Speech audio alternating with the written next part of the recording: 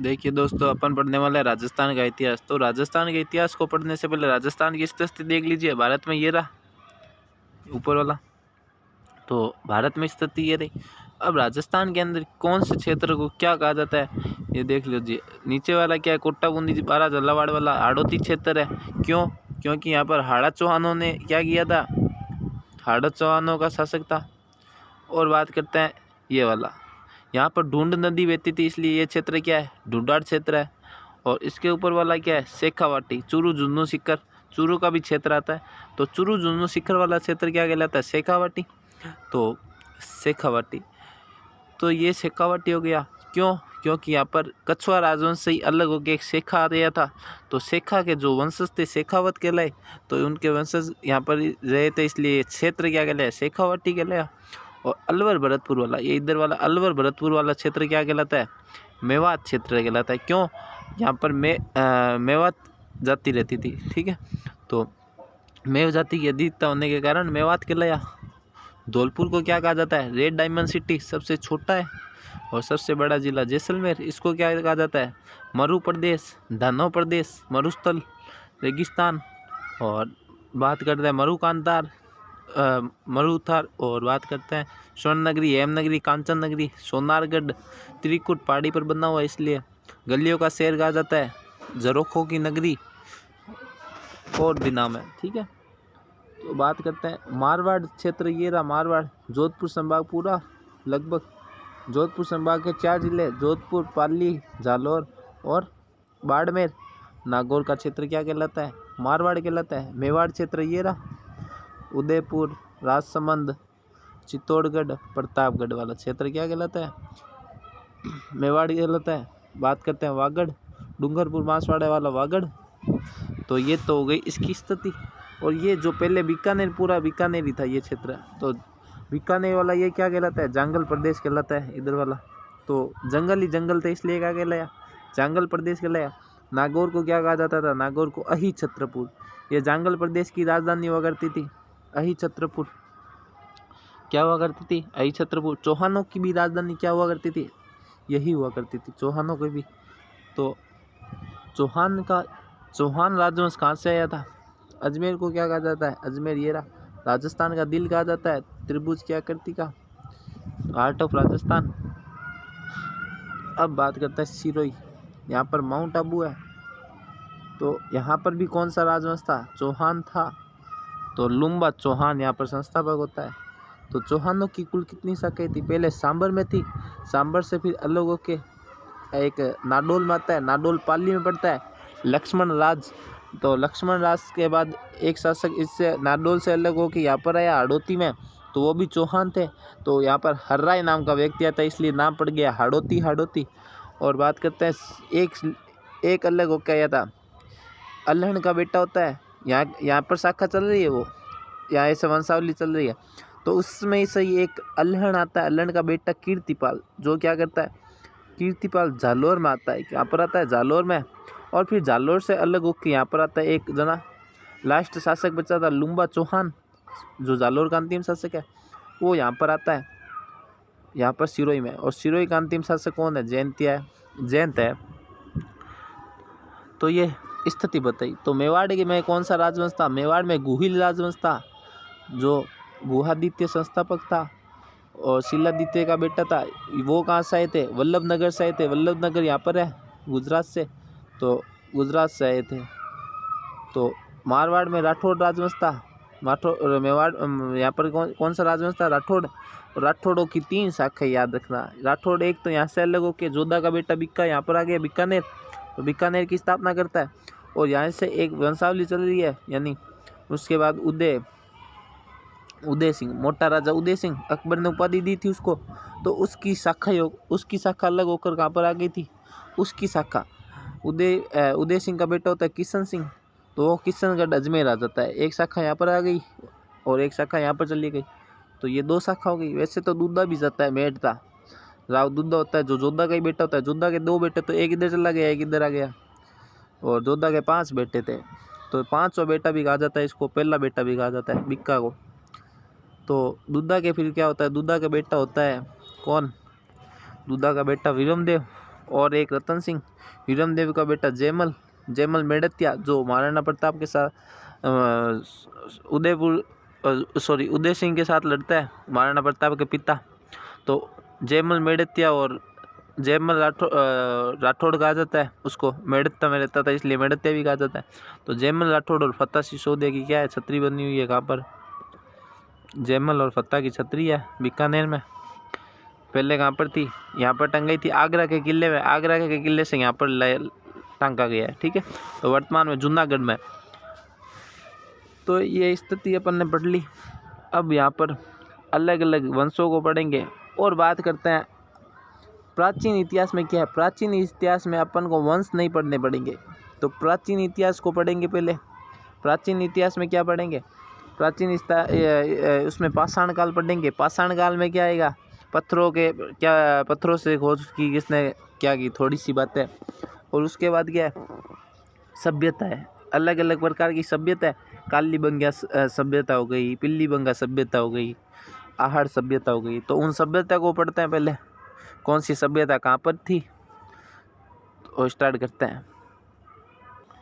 तो देखना हिस्ट्री को कैसे बांटा गया है। हिस्ट्री को इस प्रकार से बांटा गया है, पाषाण काल।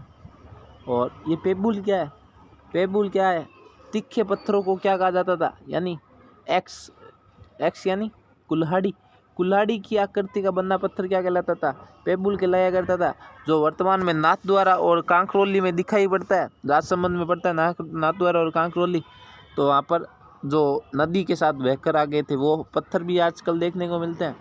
तो सिंधु घाटी सभ्यता, इसके बाद क्या आती है? पाषाण काल के बाद सिंधु घाटी सभ्यता आ गई थी। सिंधु घाटी सभ्यता कहाँ से कहाँ तक विस्तृत थी? अपने राजस्थान में भी आती है थोड़ी बहुत। तो कालीबंगा को तो उसकी तीसरी राजधानी भी कहा गया है। किसने कहा? दशरथ शर्मा ने सिंधु घाटी सभ्यता की तीसरी राजधानी कहा है कालीबंगा को। तो बात करते हैं उसके बाद वेदों से जानकारी प्राप्त होती थी, इसलिए वैदिक काल। और जनपद काल किसे कहा गया है? जनपद हुए थे प्रमुख, 16 जनपद हुए थे, तो वो जनपद काल आ गया। फिर मौर्य काल आ गया। मौर्य काल के बाद मौर्योत्तर काल आ गए, यानी थोड़ा शासन क्या हो गया था? डगमगा गया था, इसलिए कहा गया मौर्योत्तर काल। और बात करते हैं तो मौर्योत्तर काल, फिर आता है गुप्त काल। गुप्त काल में भी क्या आ गया था? गुप्त काल में भी गुप्तोत्तर काल आ गया था, यानी कि यहाँ पर भी क्या होता है? शासन डगमगा गया था। तो फिर गुप्तोत्तर काल के बाद भी जो वंश चले थे अलग अलग जगहों पर, भारत में अलग अलग वंश चले। अब देख लीजिए ये सभ्यताएं जो बीकानेर में कौन सी थी? बीकानेर में सोनथी और बड़ा पोल, रंग महल, कालीबंगा, पिल्लीबंगा हनुमानगढ़ में थी। तो ये 4 सभ्यताएं हनुमानगढ़ में थी। और बात करते हैं झुंझुनू में कौन सी थी? सुनारी थी। और गणेश सभ्यता सीकर में गणेश सभ्यता थी। बेराट जो थी, विराटनगर इसी का पुराना नाम है, ये जयपुर में थी। कहाँ पर थी? जयपुर में थी बेराट। और बात करते हैं दर जो थी भरतपुर में थी, भरतपुर में दर थी। और बात करते हैं रेड दयाराम साइनी ने खोज की थी इसकी, टोंक में। और नगर, ये भी कहाँ पर है? नगर तो यहाँ पर है, लेकिन नगरी कहाँ पर है? चित्तौड़ में। नगरी चित्तौड़ में, नगर टोंक में। रेड और नगर याद रखना आपको। बात करते हैं आहड़ सभ्यता। आहड़ सभ्यता उदयपुर में। गिलुंड सभ्यता जो है राजसमंद में। बागोर सभ्यता भीलवाड़ा में। बागोर सभ्यता और तिलवाड़ा सभ्यता, इन दोनों की खोज किसने की है? V.A. स्मिथ ने की है। अमलानंद ने कालीबंगा की है। दयाराम साइनी ने किसकी की है? हड़प्पा की भी की है, बेराट की भी की है और रेड की भी की है। किसकी की है? दयाराम साइनी ने बेराट की है, एक तो बेराट की है और रेड की है। वैसे अपन किताब में पढ़ेंगे तो इसमें आपको याद हो जाएगा अभी। तो ये सभ्यता थी। अब बात करते हैं सिंधु घाटी सभ्यता का विस्तार। सिंधु घाटी सभ्यता का विस्तार क्यों देखना जरूरी है? क्योंकि वो कालीबंगा सभ्यता है, ये उसकी तीसरी राजधानी हुआ करती थी। जो कालीबंगा सभ्यता है हनुमानगढ़ में, ये तीसरी राजधानी हुआ करती थी, इसलिए देखना जरूरी है।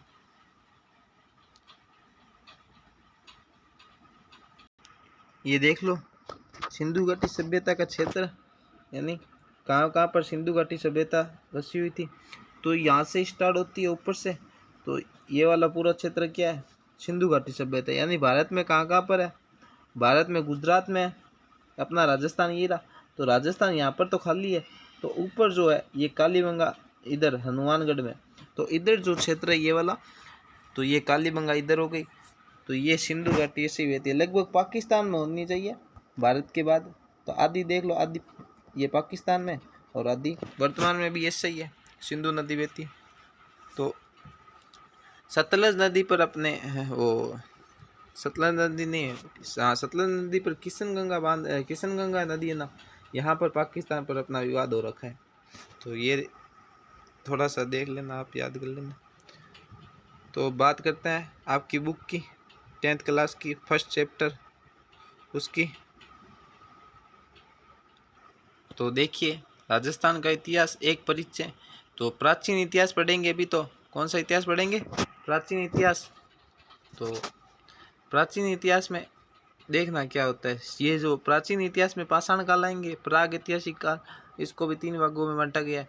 तो देखना किताब के हिसाब से पढ़ता है, बुक के हिसाब से।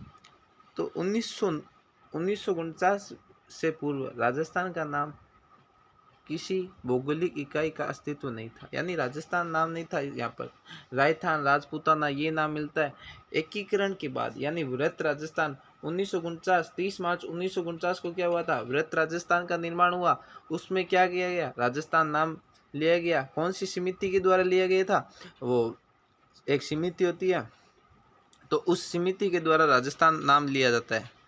वो सर्व समिति होती है, सर्व समिति होती है, आगे बढ़ेंगे देखना उसमें आएगा। तो किसी राजस्थान भौगोलिक इकाई अस्तित्व नहीं था। ऐसा माना जाता है कि 1800 में सर्वप्रथम जॉर्ज थॉमस ने इस भूभाग के लिए राजपूताना, जॉर्ज थॉमस ने राजपूताना कहा है, और कर्नल जेम्स टोड ने क्या कहा है 1829 में annals and antiquities of Rajasthan नामक पुस्तक में राजस्थान नाम लिया है। Annals and antiquities of Rajasthan में क्या लिया है, राजस्थान लिया है, राजस्थान लिया है, राजस्थान और राजस्थान। कर्नल जेम्स टोड ने राजस्थान का है, राजपूताना थॉमस ने कहा। इतना चीज़ याद रखनी है बस। और 1829 में विलियम बेंटिंग ने राजा राम मोहन राय के कहने पर सती प्रथा पर रोक लगाई थी। और बात करते हैं स्वतंत्र संग्राम के बाद जब इस प्रदेश की विभिन्न रियासतों का एकीकरण हुआ, तो 30 मार्च को देखना, हाँ 30 मार्च 1949 को सर्वसम्मति से इसका नाम राजस्थान रखा गया। जो ऊपर वाली बात थी वही। प्राचीन साहित्य और अभिलेखों में वर्तमान राजस्थान के विभिन्न क्षेत्रों में भिन्न भिन्न नाम मिलते हैं।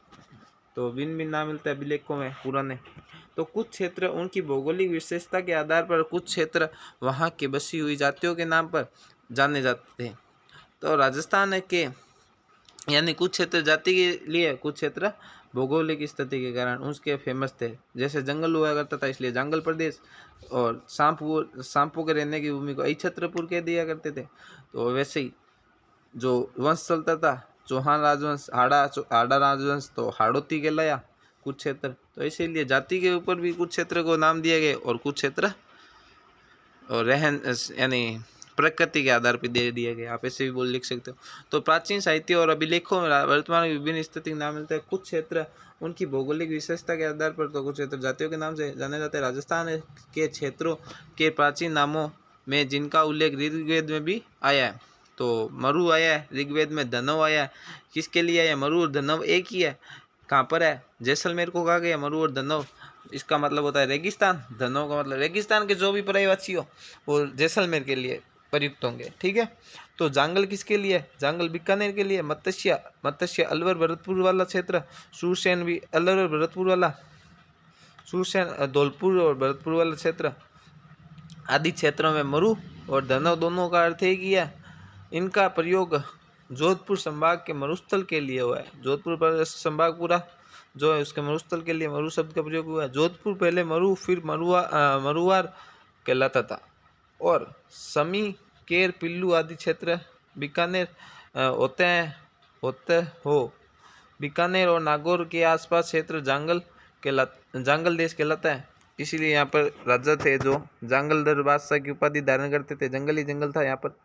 तो मत्स्य जिसका उल्लेख महाभारत में एक राज्य के रूप में हुआ है, वह जयपुर, अलवर, भरतपुर, यानी देख लो जो मत्स्य कहा गया है, किसको कहा गया है? जयपुर, अलवर, भरतपुर वाले क्षेत्रों को क्या कहा गया है? मत्स्य। मत्स्य की राजधानी कौन सी हुआ करती थी? विराटनगर हुआ करती थी।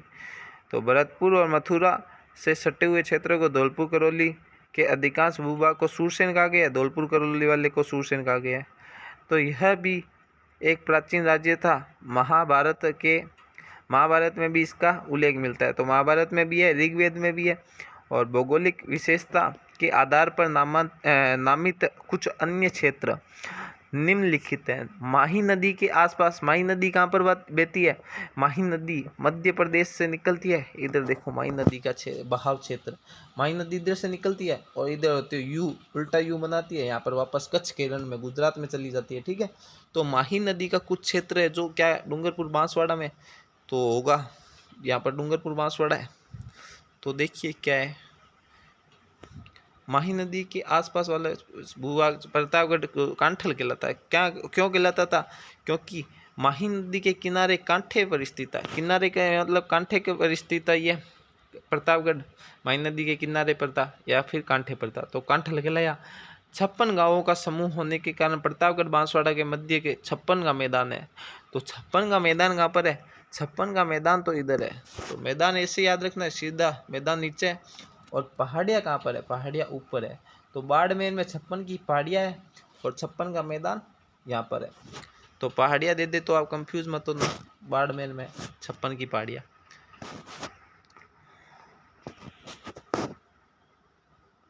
छप्पन का मैदान कहलाता था। भैंसरोडगढ़ से लेकर बिजोलिया तक क्या कहलाया? ऊपर माल। तो आप ऐसे याद रखो, भैंसरे ऊपर बिजियो, भैंसरे ऊपर बिजियो, ऐसे याद रखो। ठीक है, तो भैंस और बिजोलिया के बीच, भैंसरोडगढ़ से बिजोलिया का क्षेत्र क्या कहलाता है? ऊपर माल कहलाता है। यानी भैंसरोडगढ़ कहाँ पर है? चित्तौड़गढ़ में। चित्तौड़गढ़ से भीलवाड़ा में पड़ता है बिजोलिया। बिजोलिया आंदोलन, किसान आंदोलन हुआ था कब? 1897 में स्टार्ट हुआ था। तो विजय सिंह पथिक ने, साधु सीताराम लालच ने किया था स्टार्ट। तो उदयपुर के आसपास का क्षेत्र पहाड़ियों से अधिक देखो, उदयपुर वाला जो गिरवा क्षेत्र है उसको ऐसे याद रखो, पहाड़ियों से गिरा हुआ क्षेत्र गिरवा क्षेत्र, वैसे ही। जैसलमेर का प्राचीन नाम मांड था। तो मांड कहाँ पर है? जैसलमेर में था। तो जैसलमेर में मांड था। अलग जगह पर अलग अलग नाम था, ये देख लेना आप अपनी बुक में। जंगल है, ये मरु प्रदेश है, मैंने जो बताया वही है, थोड़ा थोड़ा सा चेंज हो सकता है। ढूढ़ाड़ ये देख लो, वागड़, मेवाड़, हाड़ौती क्षेत्र। हाड़ौती के पास टोंक को टाटा नगरी कहा जाता था। यहाँ पर टोंक है, उसको टाटा नगरी कहा जाता था। ठीक है, तो जाबलीपुर किसको कहा जाता था? जालोर को जाबलीपुर कहा जाता था। जाबाली ऋषि की तपोभूमि होने के कारण, बस इतना सही बताना भूल गया था। तो इतिहास का विभाजन कैसे मार सकते हैं? प्राचीन, मध्यकालीन और एक होता है आधुनिक, 3 भागों में होता है। और इसमें देखो क्या है, मोटे तौर पर मानव के संपूर्ण इतिहास के 3 कालों में विभक्त होता है। प्राग ऐतिहासिक काल। प्राग का मतलब क्या होता है? प्राग का मतलब होता है, अब देखो, प्राग युग का मतलब क्या होता है? जो इतिहास से भी पूर्व, प्राचीन होता है। प्राग का मतलब क्या होता है? प्राचीन ही होता है। आदि युग का मतलब होता है आगे वाला। और ऐतिहासिक युग हो गया जो अभी आधुनिक काल को ऐतिहासिक युग। तो प्राक युग इतिहास के उस काल को कहा जाता है जिसके ज्ञान के लिए कोई लिखित साक्ष्य नहीं मिलते। यानी उसमें क्या है? लिखित साक्ष्य नहीं मिलते हैं, यानी सभ्यता और आ जाएगी। ठीक है, अर्थात मानव के लेखन से अपरिचित है। यानी लोग तो थे लेकिन कोई उसमें ना तो लिखने गए। और आदि युग की संख्या इतिहास में उस काल को दी जाती है जिसके लिखित साक्ष्य तो उपलब्ध है किंतु वे अस्पष्ट है। यानी वो क्या है? आदिकाल भी बोल सकते हैं। आदिकाल कैसे? वहाँ पर आदि मानव रहे होंगे, आदि मानव की भाषा अपन को अभी तक समझ नहीं आई होगी। तो वो आदिकाल लिखते तो थे पत्रों पर, पता नहीं क्या लिखते थे, तो उनकी लिपि अपन को समझ नहीं आई, तो अस्पष्ट मिलती है। तो अस्पष्ट अथवा उनकी लिपि को पढ़ना संभव ना हुआ हो।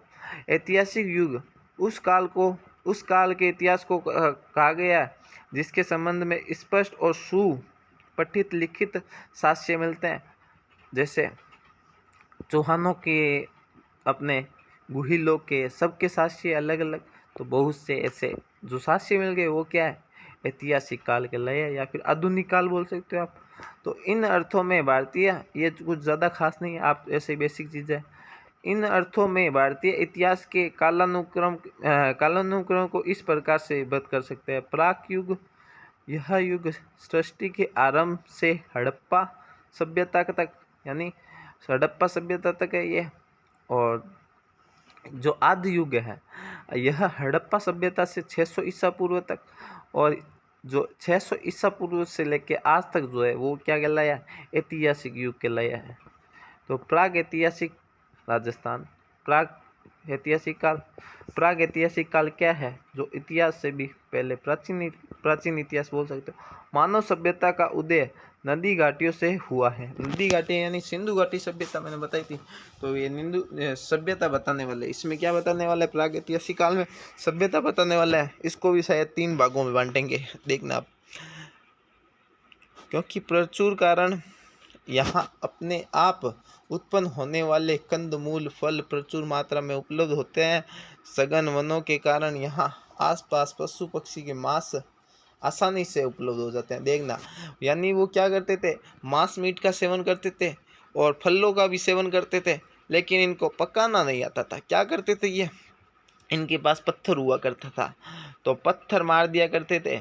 पत्थर मार के क्या कर दिया करते थे, पशुओं को मारते थे। तो एक दिन क्या होता है, एक पशु को ये मारते हैं, क्या करते हैं, एक पशु को पत्थर मारता है, और पत्थर मारने के बाद क्या होता है, वो पत्थर वो तो उसके लगता है, वो तो मर जाता है। मरने के बाद क्या होता है, वो पत्थर एक दीवार से टकराता है, यानी पहाड़ से टकराता है, और उसमें आग जलती है। आग जलने के बाद क्या होता है, वो भी, ये भी जल जाता है। ये जलने के बाद इसने ये पास जाता है, इसको नमी महसूस, इसको ठंड महसूस, सॉरी ठंड की तो क्या है, गर्मी महसूस हुई। तो गर्मी महसूस होने के बाद क्या होता है, जो जल गया था इसने बाहर निकाला, फिर उसने इसको खा लिया, तो पके हुए को खाया। फिर यही सभ्यता, यहाँ से अग्निकुंड अग्नि की उत्पत्ति यहीं से हुई थी। तो इसने फिर अग्नि से पका कर खाने लग गए थे ये लोग। इस प्रकार से अग्नि स्टार्ट हो गई थी। तो सैकड़ों वर्ष पूर्व राजस्थान की भौगोलिक स्थिति ऐसी नहीं थी। यद्यपि राजस्थान एक बड़ा भाग आज मरुस्थल है, किंतु विद्वानों की मान्यता है कि सैकड़ों वर्ष पूर्व मरुस्थली भूमि में समुद्र विद्यमान था। यानी जो ये मरुस्थल दिख रहा है आपको, जो मरुस्थल है आपको ये दिख रहा है, ये यहाँ इधर वाला क्षेत्र मरुस्थल है। तो ये यहाँ पर क्या हुआ करता था, 33 सागर हुआ करता था। यहाँ पर 33 सागर हुआ करता था। कहा जाता है यहाँ पर सूख गया वो हिमालय जो भारत में, वो भी 33 सागर का अवशेष है। कोई पूछ ले मरुस्थल किसका अवशेष है, मरुस्थल 33 सागर का अवशेष है, ये इधर वाला। और ये पूर्व का मैदान है इधर, पूर्व का मैदान है इधर, ये भी किसका अवशेष है, ये भी है 33 सागर का अवशेष है। ये इधर वाला क्षेत्र 33 सागर का अवशेष है, याद रख लेना बस।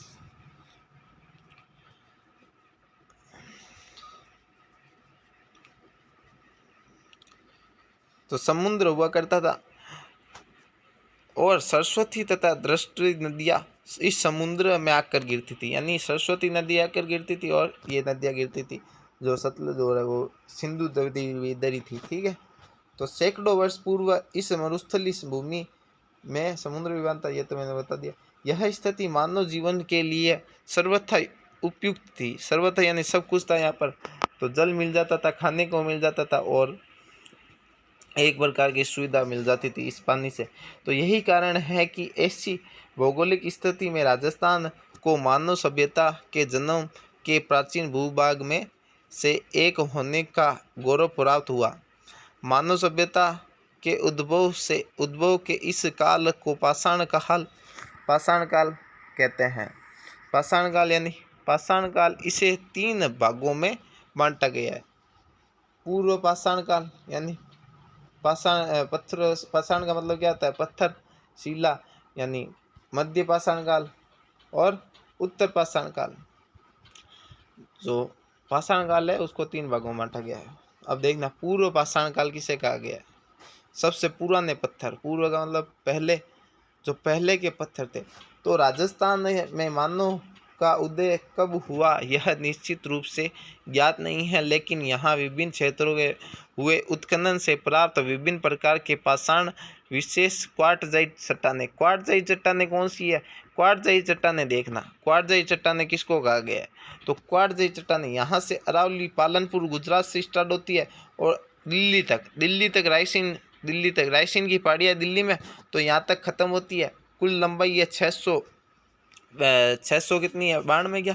692। राजस्थान में 550 है, तो राजस्थान में लगभग अरावली है। तो ये अरावली जो है ये किसकी अवशेष है? क्वार्टजाइट चट्टानों के अवशेष है अरावली। तो ये भी यहाँ पर राजस्थान में उपलब्ध है। तो अरावली के जो है क्वार्टजाइट चट्टानें, तो ये स्थिति भी हो गई। तो क्वार्टजाइट पत्थर के संस्कृति विद्वान थी यहाँ पर। तो 1870 में क्या होता है?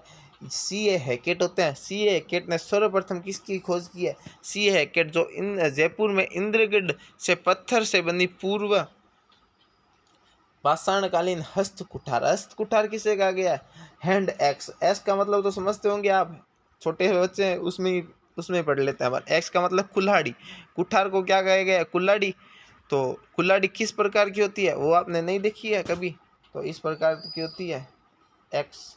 तो वो कुल्हाड़ी मिल रही है। किसने खोज की है कुल्हाड़ी की? सीधा सा याद रखो, कुल्हाड़ी की हैकेट ने खोज की है। हैकेट ने क्या किया? कुल्हाड़ी की खोज की है। कब की है? सर्वप्रथम की है इसने 1870 में की है। इसके बाद जो सेटन होता है, सेटनकार, उसने क्या किया? झालावाड़ में खोज की है। अलग अलग अनेक प्रकार की खोजें निकाली है झालावाड़ से। तो इसमें भी यह पत्थर और की कुल्हाड़ियाँ मिलती है। तो इसके बाद क्या हुआ? इसके बाद हुए योजनाबद्ध उत्खनन से भारतीय पुरातात्विक और संग्रहालय विभाग, नई दिल्ली, डेक्कन कॉलेज पूना, वीरेंद्रनाथ मिश्र, राजस्थान पुरातात्विक एवं संग्रहालय विभाग ने R.C. अग्रवाल, डॉक्टर विजय कुमार, हरिश्चंद्र मिश्रा आदि विद्वानों ने राजस्थान के पूर्व पाषाणकालीन सभ्यता और संस्कृति विभिन्न पक्षों के सामने लाने का सराहनीय योगदान दिया है। तो ये वाली बातें याद नहीं रखनी है, ऊपर वाली याद रखनी है। किसने खोज की है? सेटनकार और हैकेट ने की है। बस इतनी सी बात याद रखनी है ऊपर वाली, ठीक है। सराहनीय कार्य योगदान दिया। इसके प्रयत्नों से राजस्थान में अजमेर, अलवर, चित्तौड़गढ़, भीलवाड़ा, यहाँ पर अलग अलग सभ्यताएं मैंने ऊपर बताई थी स्थिति, तो ये तो आपको रटनी है। तो चंबल और बनास उसकी सहायक नदियों के किनारे पाषाणकालीन युग उपकरण प्राप्त हुआ है। तो बनास के किनारे क्या हुआ है ये याद रखना है। इनके नदियों के किनारे 2 नदियाँ तो विशेष रूप से यहाँ पर प्राप्त हुआ है। कौन सी नदियाँ है? चंबल और बनास। चंबल नदी कहाँ से बहती है? चित्तौड़गढ़ से होती हुई धौलपुर तक चली जाती है। इधर से क्षेत्र बताता हूँ। चंबल नदी कहाँ से बहती है? बनास नदी कहाँ पर बहती है? दोनों कहाँ पर मिलती है? तो ये देखना, ये इधर से जाती है चंबल नदी चित्तौड़ से, यहाँ पर यानी मध्य प्रदेश से निकलती है, मध्य प्रदेश में। तो मध्य प्रदेश से चूलिया जलप्रपात से यहाँ पर चित्तौड़गढ़ में जाती हुई इधर से चली जाती है और धौलपुर में यहाँ चली जाती है। तो रामेश्वर नामक स्थान पर दोनों मिलती है। बनास नदी यहाँ पर राजसमंद से मिलती है, राजसमंद से यहाँ पर चली जाती है, फिर चंबल में मिल जाती है। तो दोनों नदियों में क्या मिला है? पाषाणकालीन युग मिला है, यानी पत्थर मिला है। बस इतनी सी बात याद रखनी है। जालोर के युग के उपकरणों की खोज का श्रेय ये याद रखना है आल्विन को है। आल्विन ने किसकी खोज की है? आल्विन ने जालोर के उपकरणों की खोज की है। बस इतना सा याद रखना है। स्पष्ट है कि संपूर्ण भूभाग पूर्व पाषाण युक्ति संस्कृति का प्रसार क्षेत्र था। मध्यकालीन पाषाण को पढ़ते हैं। मध्यकालीन पाषाण में क्या है? मानव सभ्यता के क्रमिक विकास की कहानी दूसरी कड़ी के रूप में राजस्थान के प्रागैतिहासिक काल के मध्यकाल रहा है। पश्चिमी राजस्थान में लूणी नदी, ये देखना, लूणी नदी और उसकी सहायक नदियाँ चित्तौड़ की बेड़च नदी घाटी और विराटनगर के मध्य पाषाणकालीन उपकरण मिले हैं। तो आपको नदियाँ पढ़ोगे तो थोड़ा सा चीज़ आसानी से समझ आ जाएगी। ये टॉपिक लंबा चला जाएगा, अभी नदियाँ सारी एक एक करके बताऊंगा तो मैं।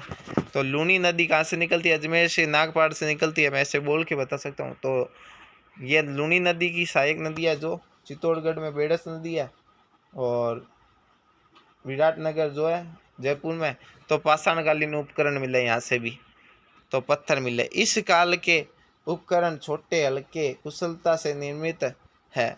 ये उपकरण जेस्पर, एगेट, चर्ट और कॉर्नेलियन क्वार्टजाइट, ये सारे कहाँ पर है? अरावली में ही पड़ता है। ये क्या है? क्लेस्डोनी आदि पाषाण प्राप्त हुए हैं, पाषाणों से बने हुए हैं, जिनमें ब्लेड, क्या है ब्लेड? यानी ब्लेड होती है ना, वो पाती, इग्रेवर, ट्रायंगल, ये सारे क्या खनिज है। तो क्रेसेट, ट्रेपेज, स्केपर, फाइटर और आदि उल्लेखनीय है। तो पत्थर के बने हुए इन छोटे उपकरणों को माइक्रोलिथ यानी लघु उपकरण, तो याद रखना है लघु उपकरण कहाँ से प्राप्त हुए? विराटनगर से प्राप्त हुए। कहाँ पर हुए? विराटनगर और लूणी नदी के क्षेत्र से प्राप्त हुआ, इतना सा याद रखना है। तो सीधा सीधा पूछेगा लघु पाषाण उपकरण कहाँ से प्राप्त हुए हैं, यानी माइक्रोलिथ। माइक्रोलिथ कहाँ से प्राप्त हुए हैं? माइक्रोलिथ आपको यहाँ से प्राप्त हुआ है लूणी नदी के क्षेत्र से, इतना सा याद रखना है। लूणी नदी के क्षेत्र से क्या हुआ है? माइक्रोलिथ प्राप्त हुए हैं। तो उत्तर नवपाषाण काल, उत्तर नवपाषाण काल के अन्य भागों की भांति नवपाषाण काल में सभ्यता का उदय हुआ। अजमेर, नागौर, सीकर, झुंझुनू, जयपुर, चित्तौड़, जोधपुर आदि स्थानों पर पाषाणकालीन सभ्यता के उपकरण, जिनमें भीलवाड़ा का यानी बागौर वाली क्षेत्र, जो भीलवाड़ा में बागौर है, बागौर सभ्यता है, ये फेमस रही है। और तिलवाड़ा वाली, बागौर और तिलवाड़ा की खोज किसने की है? दोनों की एक जने ने की है, वी ए स्मिथ ने। तो ये वाली चीज़ मैंने बताई थी। तो नामक स्थानों पर प्राप्त हुए उपकरण में विशेष रूप से उल्लेखनीय है, तो ये वाली चीज़ याद रखनी है। तीसरे में उत्तर या नवपाषाण काल। तो राजस्थान में धातु काल, धातु का मतलब क्या होता है? तांबा, जस्ता, ये जो धातु है। तो धातु काल को भी देखते हैं। इसको क्या कहा गया? आद्य युग कहा गया है। क्या गया है? आद्य युग। ताम्र पाषाण और ताम्र कांस्य काल, ताम्र एवं ताम्र कांस्य काल धातु काल के अंतर्गत राजस्थान के अनेक स्थानों के ताम्र पाषाण ताम्र के अवशेष मिले हैं, जो तत्कालीन युग के राजस्थान के मानव सांस्कृतिक विकास और पर्याप्त प्रकाश डालते हैं। राजस्थान में ताम्रकालीन संस्कृति के प्राचीन स्थलों में गणेश्वर, याद रखना है। ये क्या है? गणेश्वर सभ्यता ताम्रकालीन है। कहाँ पर है? सीकर में। तो जो ये सीकर में है गणेश्वर सभ्यता, ये क्या है? ताम्रकालीन है। खेतड़ी, झुंझुनू में क्या मिलता है? तांबा मिलता है, आपको पता होगा। तो कालीमंगा भी है ताम्र युगीन में। गिलुंड जो राजसमंद में पड़ती है, ये भी है। आहड़ जो उदयपुर में, और जाडोल भी कहाँ पर है? आहड़, जाडोल दोनों उदयपुर में। पिंड पाडलिया चित्तौड़ में, याद रखना है। सारी सभ्यता याद रखनी है कि पिंड पाडलिया कहाँ पर है? चित्तौड़ में। कुराड़ा कहाँ पर है? नागौर में। कुराड़ा सभ्यता नागौर में। साबणिया याद रखना, साबणिया व पुगल बीकानेर में। तो साबणिया और पुगल ये बीकानेर में। नंदलालपुरा नंदलालपुरा भी कहाँ पर है? जयपुर में।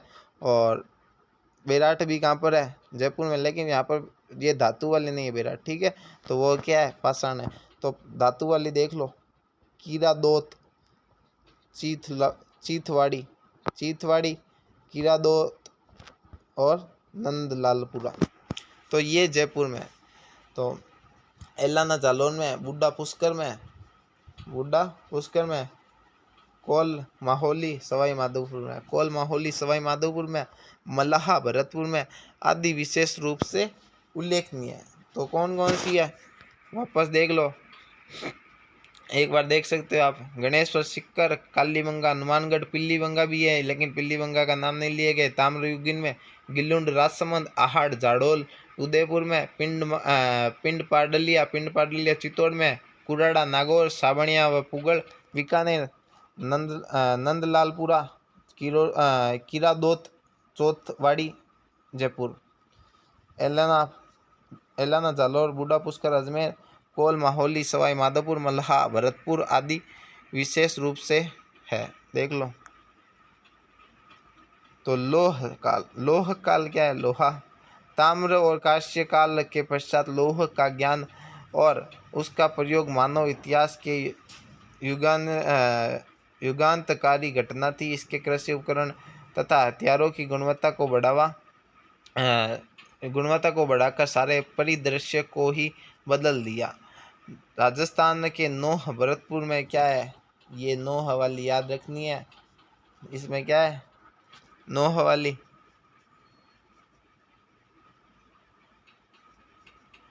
नौह वाली ये इससे कैसे हो गया है? एक बार रुकना। तो देखिए ये जो नौह है, नौह वाली क्या है? नौह भरतपुर में, ये लोह से जोधपुर में नहीं है। जोधपुर में नहीं है, जयपुर में। तो ये क्या है? ये भी लोह है। तो लोह वाली है सुनारी सभ्यता सोने से नहीं है, लोह से है। तो रेड जो है ये भी क्या है? दयाराम साहनी ने खोज की थी। तो ये भी कौन सी है? लोह काल है। तो आदि स्थानों पर लोह संस्कृति के समय अनेक हथियारों के उपकरण मिले हैं। नौह से प्राप्त लोहे के अवशेष भारत में लोह युग के आरंभ होने की सीमा निर्धारित करने में महत्वपूर्ण स्रोत है। तो नौह क्या करते हैं? स्टार्ट करते हैं कि कौन लोह अवशेष को भारत में स्टार्ट करते हैं। तो भरतपुरा और सुनहरी से लोह के गलाने की भट्टियां और अस्त्र शस्त्र तथा उपकरण बनाने के कारखानों के अवशेष मिले। तो याद रखना है कारखाने कहाँ से प्राप्त हुए हैं? जोधपुरा और सुनारी झुंझुनू। तो झुंझुनू और जयपुर आसपास है दोनों। तो इधर जयपुर झुंझुनू वाले क्षेत्र में क्या मिले? कारखानों के अवशेष मिले, अस्त्र शस्त्र मिलाने वाले उपकरण जो कारखाने वो है, और लोहे के गलोने मिले। तो रेड को तो लोह सामग्री की प्रचुरता के कारण प्राचीन सभ्यता टाटा नगरी की संख्या दी जाती है। क्या है टाटा नगरी? किसको कहा जाता है? टोंक को कहा जाता है। तो रेड जो है टोंक में ही है। तो और रेड डायमंड सिटी कौन सी है? वो धौलपुर है। ठीक है, जहाँ पर तमाचा शाही सिक्के चलते हैं, नेप्टा प्रकार की गैस संयंत्र लगे हुए हैं। तो लोह सामग्री की प्रचुरता यानी एकदम सही मात्रा में उपलब्ध है, प्रचुरता। लोह काल के पश्चात भारत के अन्य भागों की भांति राजस्थान में सलेटी रंग की चित्रित मद्रभांड, तो मद्रभांड संस्कृति यानी जो है मटकी बोल सकते हैं अपन, का उदय हुआ। मटकी का उदय कब हुआ? तो मटकी का उदय होता है। इस संस्कृति के अवशेष विराटनगर व जोधपुरा, जयपुर, सुनारी आदि 9 स्थानों से मिले हैं। तो मटकियाँ सारे जगहों से मिली है लगभग। इस संस्कृति का उदय लगभग 600 ईसा पूर्व में हुआ था।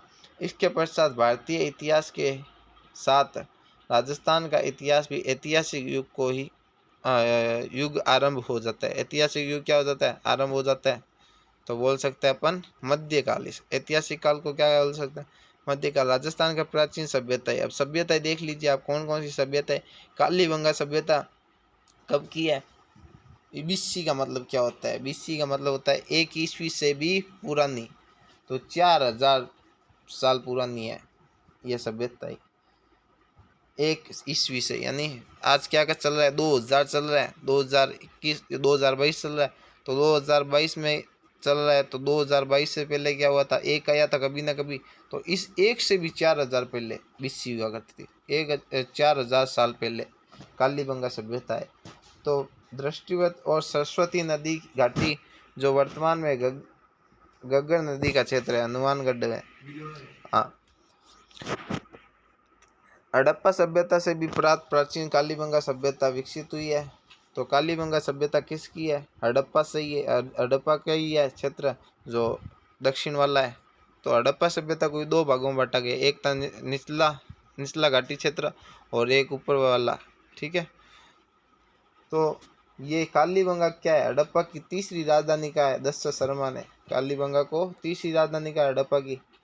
तो राजस्थान के हनुमानगढ़ जिले में स्थित यह सभ्यता आज से 6000 वर्ष से अधिक प्राचीन मानी जाती है। यह स्थल कालीबंगा नाम से खुदाई के दौरान प्राप्त काली चूड़ियाँ। इसका मतलब क्या होता है? बंगा का मतलब पंजाबी लोग होते हैं ना, वो बंगा बोलते हैं, चूड़िया को क्या बोलते हैं?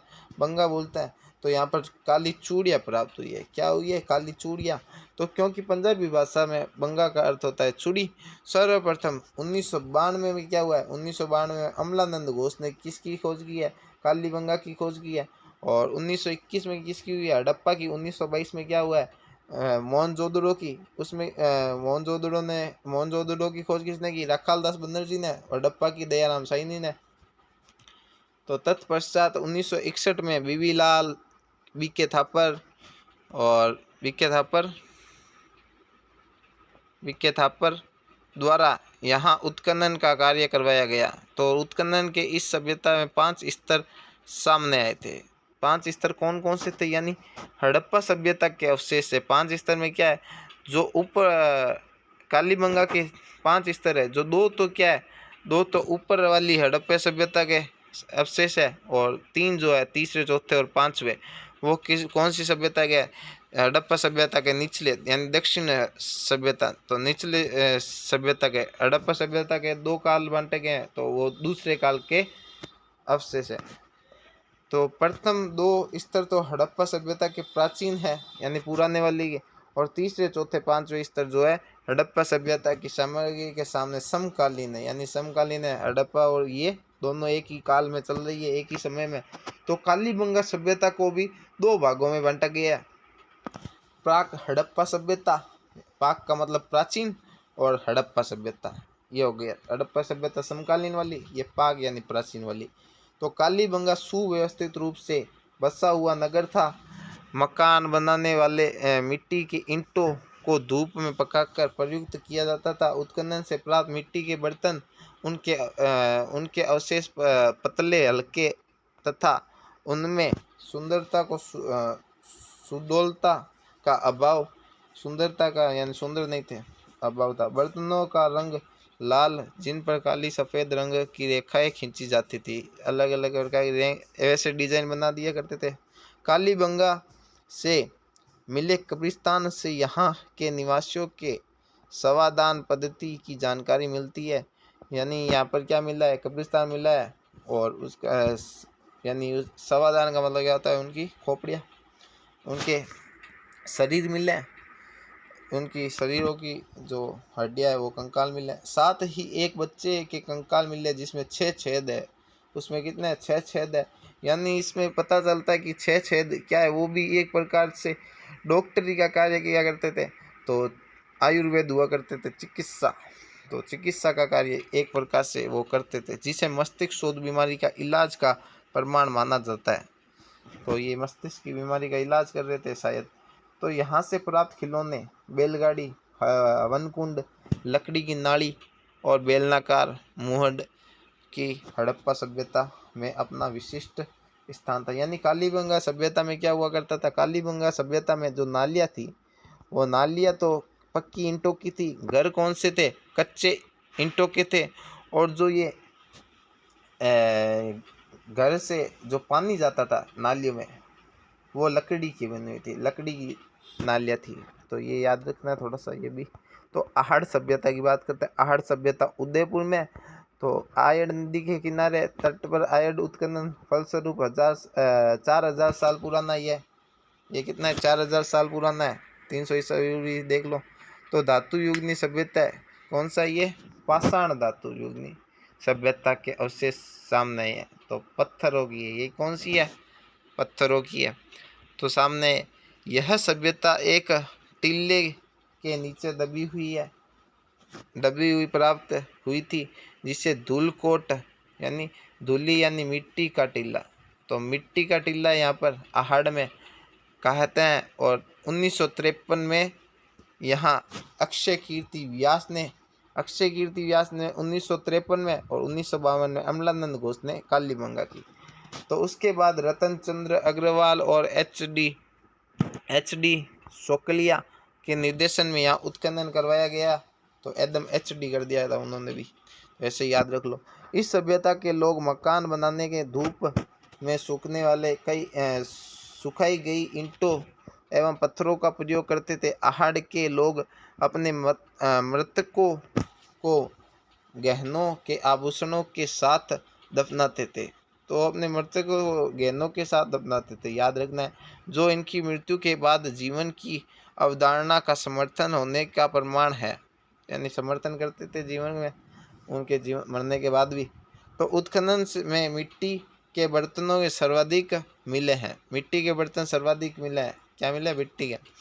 तो जो आहड़ को लाल और काले मिट्टी के बर्तन वाली संस्कृति का प्रमुख केंद्र मानते हैं। तो लाल व काले मिट्टी वाली संस्कृति के मिट्टी के बर्तन वाली संस्कृति कहाँ पर है? आहड़ सभ्यता में है। तो आहड़ का दूसरा नाम ताम्रवर्ती नगरी भी मिलता है। ताम्रयुगीन तो कौन सी है? ताम्रयुगीन है झुंझुनू वाली, खेतड़ी झुंझुनू। और ताम्र नगरी किसे कहा गया? ताम्रवती नगरी आहड़ को कहा गया है। दोनों में अलग अलग है, थोड़ा सा याद रखना। जो यहाँ तांबे के औजार एवं उपकरणों के इत्यादि प्रयोग के कारण रखा गया होगा। उत्खनन से प्राप्त ठप्पों से यहाँ रंगाई छपाई व्यवसाय के उन्नत होने का अनुमान लगाया जाता है। आहड़ गोरक्षे की कीर्तिपाल गिलुंड सभ्यता। राजसमंद जिले में स्थित गिलुंड कस्बे में बनास नदी के तट पर दो टिल्ले। तो राजसमंद आपने देखा होगा, तिलक की आकृति का। तो दो तटों के टिल्लों के उत्खनन में फलस्वरूप आहड़ संस्कृति से जुड़ी हुई सभ्यता थी और यह प्रकाश में आई और जिसे बनास के नाम से पुकारा गया, जिसे बनास संस्कृति के नाम से पुकारा जाता है। 1900 बीबी लाल ने किया है। इसका निर्देशन किसने किया है? बीबी लाल ने 57-58 में निर्देशन में यहाँ उत्खनन किया गया था। तत्पश्चात 98 से 2003 के मध्य पूना के यानी महाराष्ट्र में पूना, तो पूना के वी.एस. शिंदे ने, तो ये नवीनतम हो सकती है गिलुंड वाली, शिंदे ने पेंसिल्वेनिया विश्वविद्यालय अमेरिका में जो के प्रोफेसर ग्रेगरी पोसल के निर्देशन में यहाँ उत्खनन किया था। ग्रेगरी पोसल के निर्देशन में यहाँ उत्खनन किया था। उत्खनन से ताम्रयुगीन सभ्यता के अवशेष मिले हैं जिसका समय 1900 से लेकर 1700 ईस्वी तक है, ईसा पूर्व तक है। यानी 1900 से लेकर, ये आप सोच रहे होंगे उल्टा कैसे लिखा है, तो मैंने बताया था। यानी क्या हो जाएगा, एक ईसा से पूर्व से क्या हो जाएगा, 1700 वर्ष पहले, 1700 से लेके 1900 के बीच हो जाएगा। तो गिलुंड से 5 प्रकार के मिट्टी के बर्तन मिले: सादे, काले, पालिशदार, भूरे, लाल, काले, चित्रित, मध्यभांड। और उत्खनन से मिट्टी के खिलौने,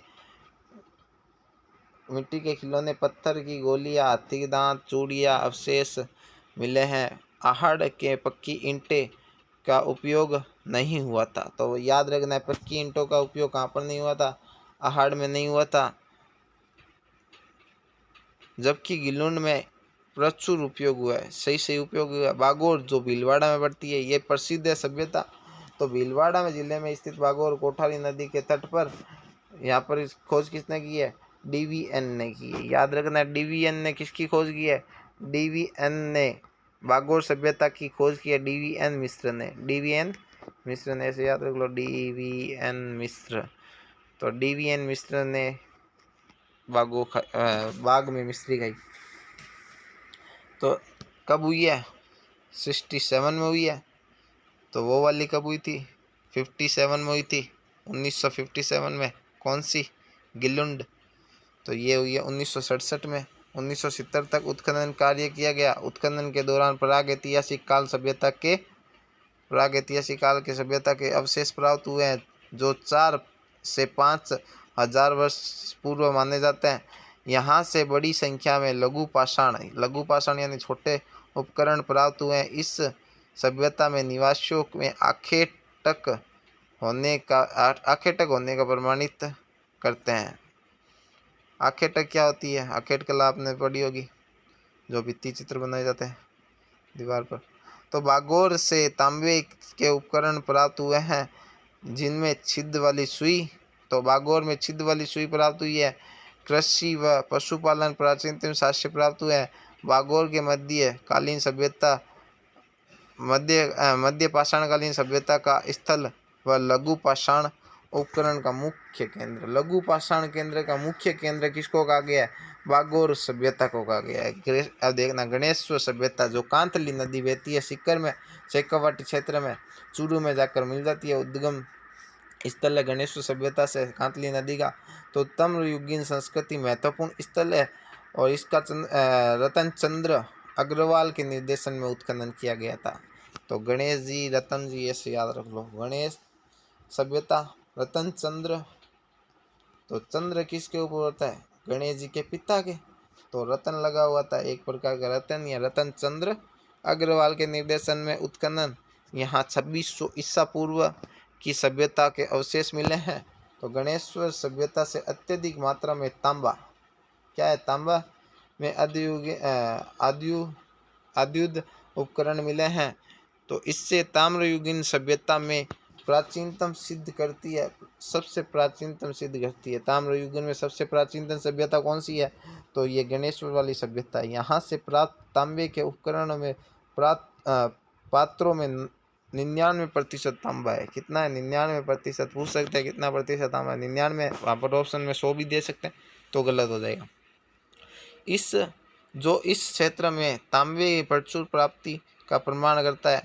यहाँ से जो मिट्टी के बर्तन प्राप्त हुए हैं उन्हें कृपस्वर्णी मद्र पात्र कहते हैं। यह बर्तन काले व नीले रंग से सजाए जाते थे, इसलिए इसको कृपवर्षणी, यानी अलग अलग वर्ण का मतलब क्या होता है? रंग। तो अलग अलग रंग के मद्रपात्र, जिसे नीले और काले रंग के सजाए हुए, उसे क्या गया? कृपवर्णी मद्रपात्र कहा गया। तो गणेश्वर सभ्यता की ताम्र सभ्यता की जननी भी माना जाता है। ताम्र सभ्यता की जननी किसे कहा जाता है? गणेश्वर सभ्यता को खोजकर्ता रामचंद्र है। खोजकर्ता याद रखना है, मेन से मेन। और यहाँ तांबा हड़प्पा और मोहनजोदड़ो से भी भेजा जाता था। यहाँ पर जो तांबा था वो मोहनजोदड़ो में भी भेजा जाता था, हड़प्पा में भी भेजा जाता था। हड़प्पा, मोहनजोदड़ो जो पाकिस्तान में पड़ता है वर्तमान में। अन्य महत्वपूर्ण प्राचीन सभ्यता भीनमाल में जालोर। यह सभ्यता महत्वपूर्ण सभ्यता है जिसका उत्खनन आर.सी. अग्रवाल ने किया था। याद रखना है, भीनमाल सभ्यता का खोजकर्ता आर.सी. अग्रवाल। यहाँ एक रोमन एम्फोरा सुरा पात्र, ठीक है, सुरा मतलब क्या होता है? सुई होती है। वह एक यूनानी सुराही मिली है इसके विदेशी व्यापार का केंद्र होने की पुष्टि करती है। तो व्यापारी केंद्र कौन सा? यहाँ पर एवेंसांग भी आया था, जिन्होंने इसको क्या कहा है? इसको पिल्ला पोलो का है या पोलो पिल्लो का है। तो एवेंसांग ने इसको क्या कहा है? सीयू की पुस्तक है उसकी, और क्या, यात्रियों का राजकुमार है, उसने इसको पोलो पिल्लो का, इसका नाम श्रीमाल भी मिलता है। इस प्रकार ईसवाल उदयपुर में पड़ता है। ईसवाल कहाँ पर है? उदयपुर से पाक ऐतिहासिक कालीन सभ्यता के प्राचीन सभ्यता के प्रमाण मिले हैं। यहाँ समृद्ध लौह उद्योग के साक्ष्य मिले हैं। ईसवाल से क्या मिले? लौह। तो लौह नोह एक तो, और एक ईसवाल में, तो उदयपुर में। प्राचीन मत्स्य जनपद जो बेराठ जयपुर में बीजक पहाड़ी के मध्य डूंगरी। बीजक पहाड़ी कहाँ पर है? बीजक किसने लिखी थी? बीजक रचना किसकी है ये बता दो बस। रहीम जी ने लिखी थी। रहीम जी ने बीजक रचना लिखी है। रहीम जी जो अकबर के दरबारी थे, अकबर ने पालन पोषण किया रहीम जी का, अच्छे कवि थे। रहीम जी की बेगमों को महाराणा प्रताप का बेटा अमर सिंह उठा कर ले आता है। आपको अभी पढ़ाऊंगा तो मजा आएगा। तो भीम की डूंगरी, महादेव जी की डूंगरी, हड़प्पा सभ्यता के मौर्यकालीन अवशेष प्राप्त हुए यहाँ से। दयाराम साइनी, नील रत्न बनर्जी, कैलाशनाथ दीक्षित जैसे विद्वानों ने उत्खनन से जुड़े हुए थे। तो वैसे ही आपको वैसे ऊपर वाला याद रखना है, ठीक है। किसने खोज की है वो वाली। तो बेराट के समीप अशोक का बाबरू अभिलेख मिलता है। बेराट में अशोक का बौद्ध यानी बौद्ध की जितनी भी याद है, ब से बौद्ध, ब से बेराट, तो बौद्ध अशोक बौद्ध से जुड़ा हुआ था। तो बौद्ध सभ्यता के कहाँ से मिले? राजस्थान में केवल बौद्ध का एक ही है जो बेराट है। तो जो अशोका के धर्म बौद्ध धर्म का अनुयायी होने का सबसे पुख्ता प्रमाण माना जाता है। तो याद रखना है। बालाथल जो उदयपुर में पड़ती है, बालाथल की खोजकर्ता किसने की है? Pro VN. मिश्र ने की है। इसने वी.एन. मिश्र ने खोज की है। निर्देशन में उत्खनन एवं ताम्रपाषाण सभ्यता का प्रकाश में ये इस सभ्यता का संपर्क हड़प्पा सभ्यता से होने का पुख्ता प्रमाण प्राप्त होता है। इन महत्वपूर्ण सभ्यता के अतिरिक्त रंग महल है हनुमानगढ़ में, उज्जैनिया भीलवाड़ा में, तो नगरी जो है चित्तौड़ में है, बरौर जो है गंगानगर में। गंगानगर में भी देख लो एक ना एक सभ्यता आई तो सही। तो बरौर कहाँ पर है? बरौर है गंगानगर में। तिलवाड़ा जो बाड़मेर में, जोधपुर जयपुर में, सोनारी झुंझुनू, नोह, भरतपुर नगर, टोंक आदि प्राचीन सभ्यताओं के अवशेष भी राजस्थान से प्राप्त हुए हैं। बरार याद रखना है, थोड़ा सा आप भूल जाओगे गंगानगर वाली। तो राजस्थान में आर्य संस्कृति का प्रचार हड़प्पा सभ्यता के पतन के बाद भारतीय इतिहास के वैदिक सभ्यता के समय को प्रारंभ होता है। इस सभ्यता के बारे में जानने का प्रमुख स्रोत 4 वेद है, ऋग्वेद, यजुर्वेद, सामवेद, अथर्ववेद। ऋग्वेद से क्या प्राप्त होता है? यज्ञों की जानकारी। ऋग्वेद से किसकी प्राप्त होती है? ऋषियों की जानकारी होती है। और ऋषि से। और यजुर्वेद से क्या है? यज्ञ। सामवेद से संगीत, स से साम, स से संगीत। और अथर्ववेद से क्या होती है? कर्म कांडों की जानकारी मिलती है। तो कर्म कांड जितने भी है वो अथर्ववेद में। और इसलिए इसे वैदिक काल सभ्यता कहा जाता है। राजस्थान में इस सभ्यता के अवशेष अनूपगढ़, जो अनूपगढ़ कहाँ पर है? हनुमानगढ़ में ही पड़ता है क्या? गंगानगर में अनूपगढ़, श्री गंगानगर। अनूपगढ़, तरखान वाला डेरा व चक 64 से मिले हैं।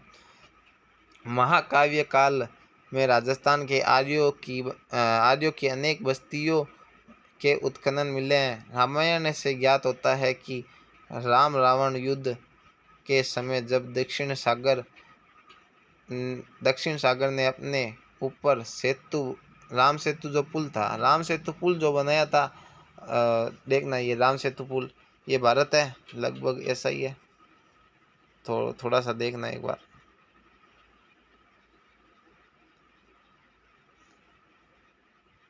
ऐसा भारत है ये। तो यहाँ पर जो राम सेतु पुल बना था श्रीलंका और इसके बीच में, तो राम सेतु पुल के समय जो बनाया था, तो भगवान राम ने तीर छोड़ा था और तीर चढ़ने के बाद यहाँ पर आ गई थी। तो यहाँ पर जो छोड़ा गया था नेह, तो नेह बाड़मेर में एक कुआं बन गया था। तो वो इसके बारे में शायद बता रहा है। तो 33 सागर को मिटा दिया था राम जी के जो तीर ने 33 सागर को खत्म कर दिया था। तो दक्षिण सागर में अपने ऊपर सेतु बनवाया गया था। दक्षिण सागर यहाँ पर है। तो स्वीकार नहीं किया गया तो भगवान राम ने उसे भयभीत करने के लिए खींचा हुआ अपना अमोद अस्त्र यानी जो धनुष था राजस्थान की ओर फेंका था, जिससे यहाँ समुद्र के स्थान पर मरुस्थल हो गया, जो समुद्र सूख गया है। ठीक है, 33 सागर कैसे सूखा है? भगवान राम ने तीर छोड़ा है, उससे ही सूखा है, ऐसा माना जाता है। यद्यपि आज वैज्ञानिक युग में इस कथा को स्वीकार नहीं किया जा सकता, किंतु रामायण के रचयिता राजस्थान के भूभाग से परिचित थे। यह प्रमाणित हो जाता है कि महाभारत में भी राजस्थान के आर्यों का प्राप्त उल्लेख हुआ है। यानी राजस्थान के जो आर्य थे उनका उल्लेख हुआ है महाभारत में। और महाभारत के अनुसार राजस्थान का जांगल प्रदेश बीकानेर जो कौरव पांडव राज्य के अधीन था और मत्स्य राज्य उसका मित्र था। मत्स्य जो है अलवर भरतपुर अधीनस्थ राज्य था और मित्र था या अधीनस्थ राज्य था। कहा जाता है कि पांडवों ने अपने अज्ञातवास का एक वर्ष भेष बदल कर मत्स्य देश में शासक विराटनगर के दरबार में व्यतीत किया था। वेश बदल कर किसने किया? पांडवों ने किया था। आपने देखा होगा महाभारत। तो महाभारत युद्ध के विराट जो जयपुर में पड़ता है, अपनी सेना सहित पांडवों की ओर से लड़ता हुआ मारा गया था। विराट मारा गया था। भारतीय इतिहास की भांति महाभारत के युद्ध में पश्चात महात्मा बुद्ध के समय तक का राजस्थान का इतिहास भी अंधकार में है, क्योंकि यह समय के बारे में जानने के पर्याप्त पूर्वतात्विक लिखित साक्ष्य प्राप्त नहीं होते हैं। किंतु बुद्ध के समय भारतीय ऐतिहासिक युग के आरंभ होने के साथ ही राजस्थान के इतिहास के संबंध में भी पहले की अपेक्षा कुछ अधिक स्पष्ट और प्रमाणित जानकारी मिलने लगती है। बौद्ध ग्रंथों के आधार पर विद्वानों का मत है कि 6ठी शताब्दी से ईसा पूर्व राजनीतिक के रंगमंच पर दो प्रवृत्तियों विशेष रूप से दिखाई देती है। प्रथम, जनपदों का उदय, द्वितीय, साम्राज्य विस्तार हेतु जनपदों के मध्य संघर्ष। तो जनपद पढ़ेंगे अगले वीडियो में। तो ये बस ऐसे ही था, 2 भागों में जनपदों को भी 2 भागों में बांटा गया है, इससे याद रख लो बस। ठीक है, तो वीडियो पसंद आए तो like share and subscribe channel को ज़रूर करें।